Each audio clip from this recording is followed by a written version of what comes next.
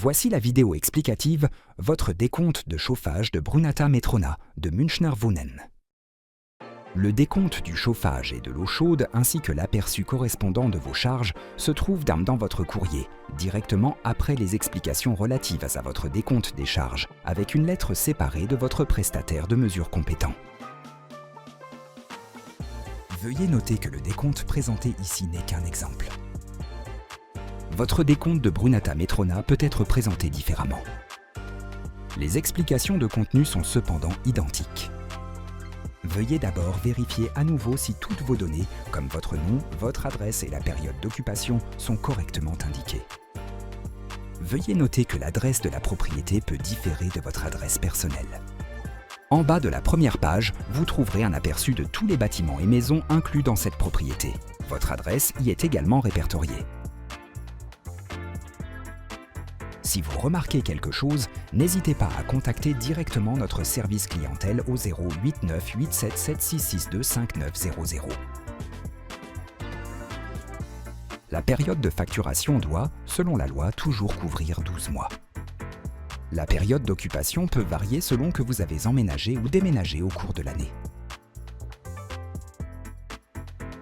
Vos charges sont toujours calculées pour votre propre période d'occupation. Regardons maintenant le montant total. Vous le trouverez après le premier paragraphe de la lettre. Dans ce cas, il s'agit de 537,57 €. Très important, ne payez pas ce montant au prestataire de mesure, ici Brunata Metrona. Nous, Münchner Wohnen, avons déjà pris en compte ce montant dans votre avoir ou votre régularisation que vous trouverez à la première page de votre courrier de décompte. Les informations suivantes servent uniquement à donner un aperçu des consommations totales, des coûts en résultant et de votre part correspondante. Le montant total se compose des coûts de consommation et des frais d'exploitation du chauffage. Les coûts de consommation sont les frais encourus pendant la période de facturation pour chauffer les appartements ou produire de l'eau chaude dans tous les logements de la propriété. La part du bailleur dans les coûts de CO2 a déjà été déduite ici. Plus de détails sur le calcul plus loin. Les frais d'exploitation du chauffage sont des frais indépendants de la consommation, comme par exemple l'électricité, l'entretien ou la location des appareils. L'autre état des charges est établi conformément au règlement sur les frais de chauffage et comprend les frais répartis entre tous les locataires. C'est donc un état des frais pour l'ensemble de l'installation de chauffage.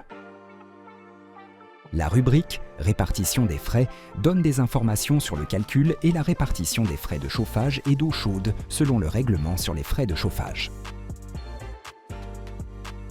Selon la clé de répartition fixée, les frais sont divisés en frais de consommation et frais de base selon l'état technique de l'installation et les règles du règlement sur les frais de chauffage. Pour le calcul, les frais de base sont répartis par la surface totale de chauffage ou surface habitable et les frais de consommation par le nombre total d'unités de consommation. Il en résulte un montant en euros par mètre carré pour les frais de base et un montant en euros par unité de consommation pour les frais de consommation. À la page suivante, dans le tableau Vos frais, vous verrez ce que cela signifie concrètement pour votre logement. Pour les frais de base, les montants calculés sous répartition des frais sont multipliés par la surface en mètres carrés de votre logement. Les frais de consommation sont calculés à partir de la consommation totale de chauffage et d'eau chaude et proviennent du tableau Vos valeurs de consommation que vous trouverez plus bas.